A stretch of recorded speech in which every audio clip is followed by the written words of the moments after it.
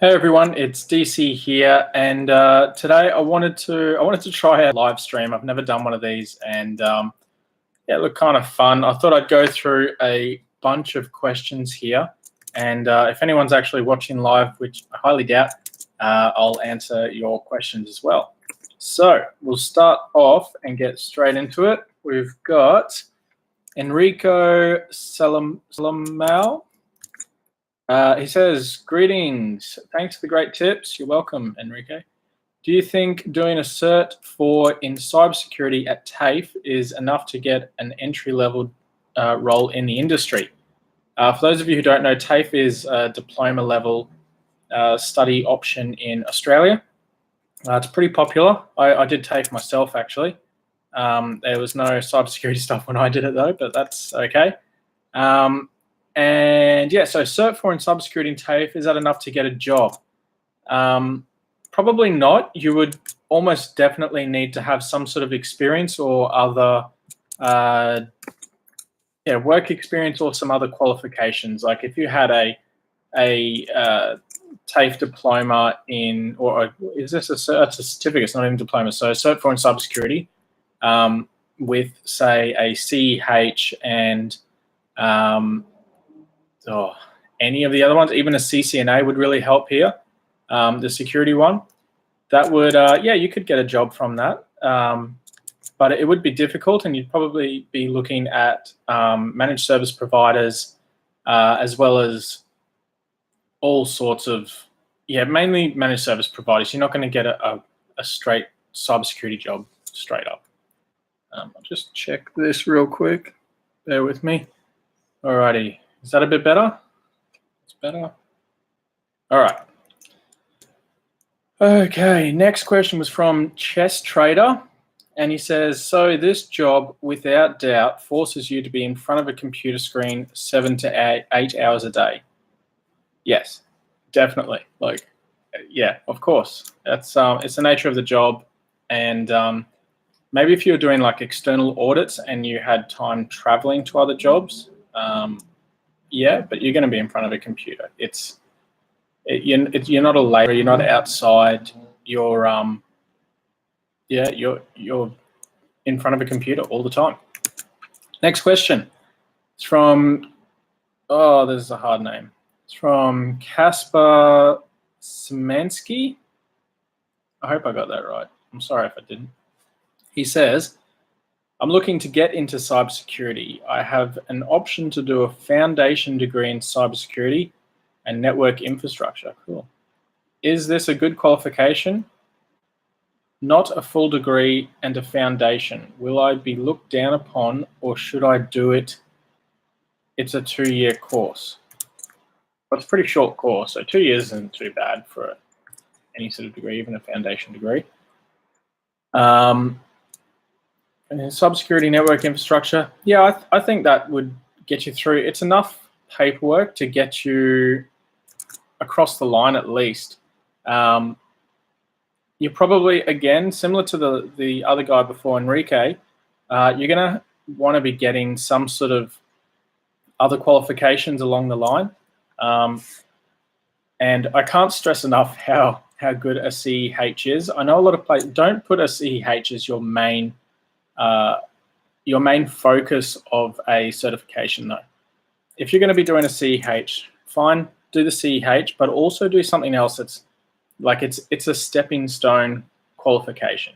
So if you have your foundation degree and then you have your CEH and you say, oh, I'm on my way to a CISSP, or I want to get into pen testing, they'll understand. They'll be like, oh, okay, so you got the CEH as a stepping stone. Right, because if you put it as like the top line on your resume, you're almost definitely that resume is going to be in the bin straight away. They don't care about CEH that much, unless you're using it to get somewhere else, and then they'll say, okay, this guy he's trying. Great. So yeah, I think that answers your question. Yes, you can be in some qualifications. It also depends what country you are and what the demand is. From your name, Szymanski, this is going to be super off the wall, but I assume you're either in Europe or America. And yeah, good luck. America's pretty tough for that sort of stuff at the moment, especially with government shutdowns and shit like that. Next question is from Seeker of Knowledge. Cool name, man.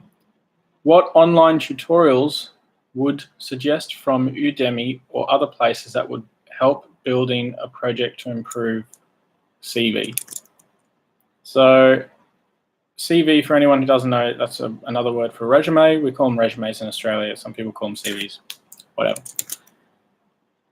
I wouldn't recommend Udemy just because I don't have any experience in it. So I can't really comment on if it's good or not, or if there's anything worthwhile on there. I can suggest cybrary.it, which is cybrary.it, I think.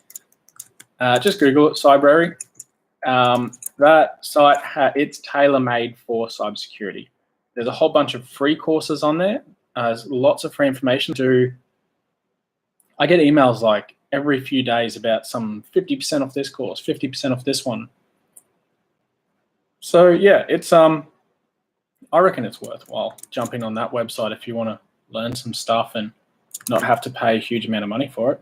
That's where I would start, and I've done some stuff on there before. It's been pretty good. So yeah, I wouldn't talk about Udemy because I don't know about it. Cybrary though, I have used it and I think it's pretty cool. And I really wish I had sponsorship. Cybrary, if you're watching this, please sponsor me. Anyway, Sammy Swanksmith, back at it again. He says, hi DC, how much ass kissing and politics are involved in the InfoSec industry? Did I answer this question in another video? I don't know, I'll go over it again. This is a serious question. I hate drama and big egos. It seems by your description, at least for independent outside contractors like yourself, that it's very common. I suspect I may not be the only one entering the field expecting solitude rather than office politics as usual. Thanks for answering our questions. Thank you, Sammy, for submitting a great question there. There is a bit of ass kissing, but it's not too much. You're pretty much reporting to either the head of cybersecurity, depending on how big the organization is, or the CIO. If it's a larger company, there's going to be management levels in between that. And starting out, like in any job, you're probably going to have to do a little bit of ass kissing, which kind of sucks. Is there politics involved? Not really. As much as there is in any other IT job, just stay away from HR, basically. HR is always good for drama. Big egos is probably your biggest threat there. There's a lot of people in IT in general who they think they're the best at everything. They go in, they say, oh, I'm amazing at this, and anything you say is wrong, even if it's just you doing something slightly differently to how they would have done it. Yeah, there is a lot of egos there, but just push it aside. Stick to what you're doing, get it done. When you submit that report at the end of the day or whatever it is you're doing, and it's good and it's solid work, whatever that person said you means shit. So yeah. So where was I? Esther Reith, I'm sure I've said your name wrong, says, great videos, man. I gotta say, it must actually be satisfying to be that guy that comes in and fucks their shit up. Sometimes, yeah.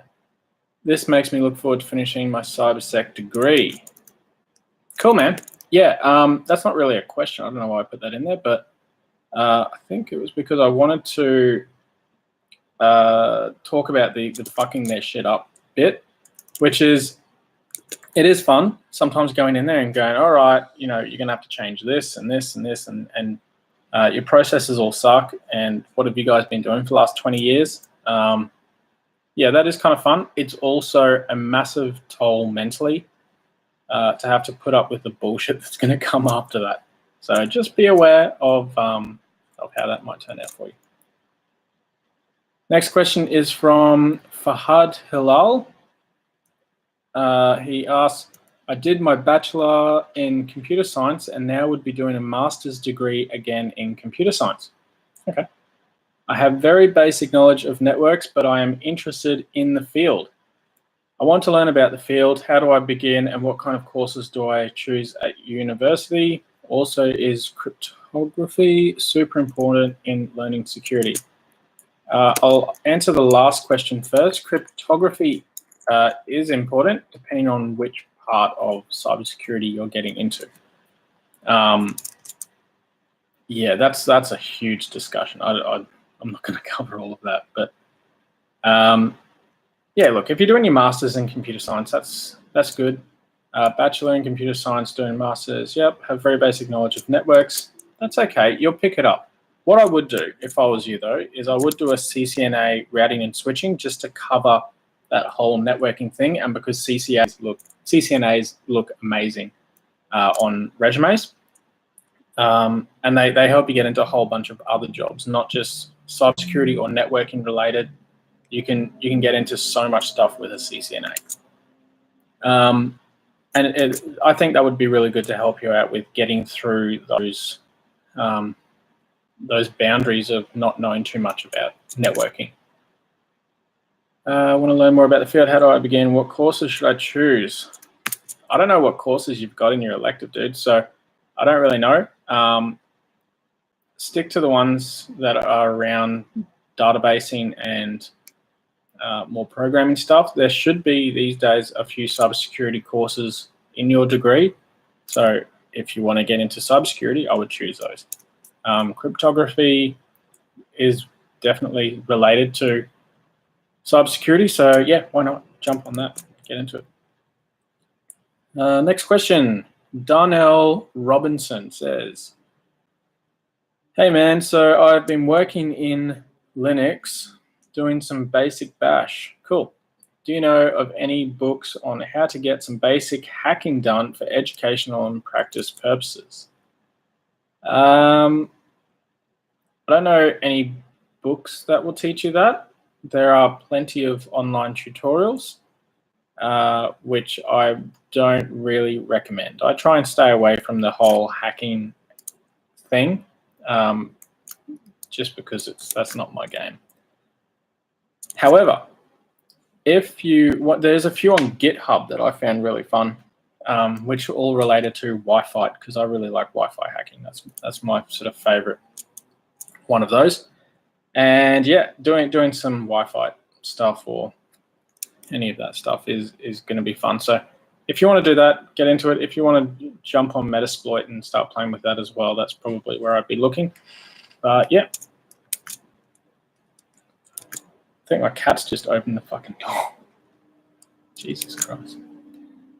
All right, so Brent Render. That's a fucking cool name, dude. That sounds like a superhero's name. Hey, man. Wondering what you would recommend for me. Last year, I completed Security Plus and Linux Plus and LPIC 1. I've always had an interest in security ever since I was a teenager. I don't have a degree, but I am starting one part-time this year. I'm currently looking for entry-level sysadmin jobs, as I currently work as a desktop analyst. Any advice on how to break into security in the next few years? Also, what are your thoughts on the CIS? What did he write there? CISA Pentest Plus certs from CompTIA. Okay, I'll get to CompTIA first. You can bundle CompTIA certifications into a group and study them as one massive certification. In Australia, there's a company called Pearson VUE. I think they're in the US as well, where you can bundle all of those courses together.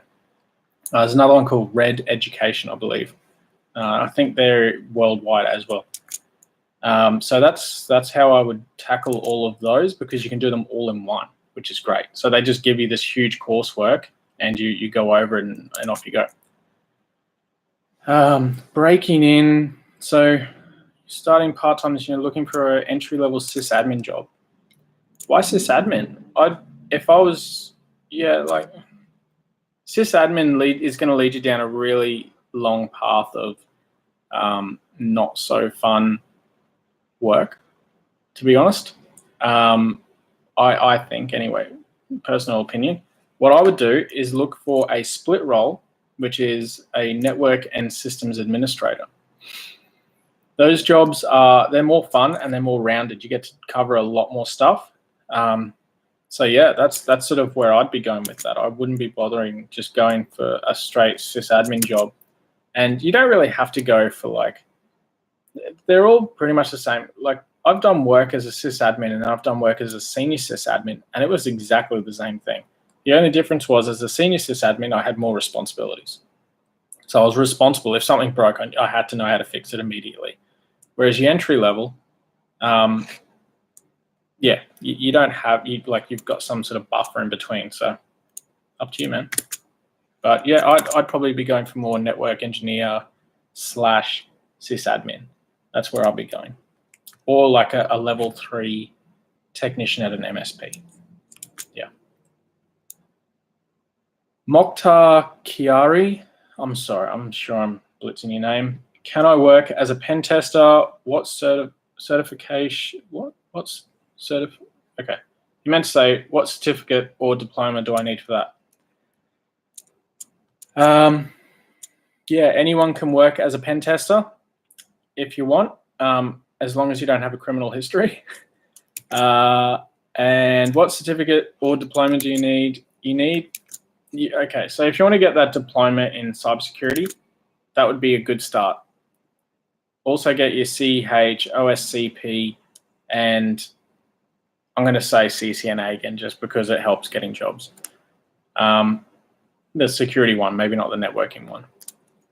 Yeah, and then you could potentially get a job, but most places that want pen testers now are starting to look for experienced pen testers because there has been such a breakout in the industry lately of people getting into cybersecurity, mainly for the money. There's a lot of people who already have experience who are then becoming pen testers.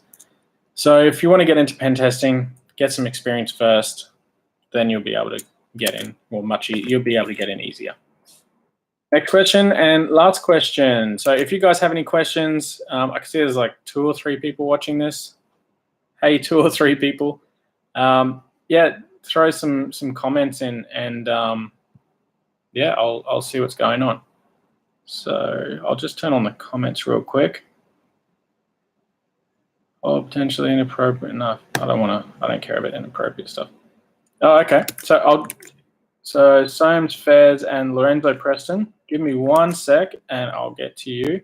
I'll just go through this last question I had here. So Asim Baral says, what classes do you think I should take in high school? Over the summer, I am going to college in fall. What classes do you think I should take in high school or over the summer? Because I'm going to college in fall, which is in September.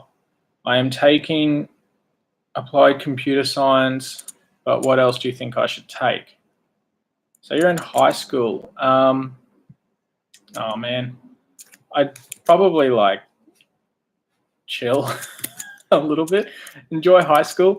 Don't go rushing into it. Make sure it is exactly what you want to get into first, because it's a long road to go down, and the studying is quite intense and expensive. However, if you really want to go nuts, this is what I would do.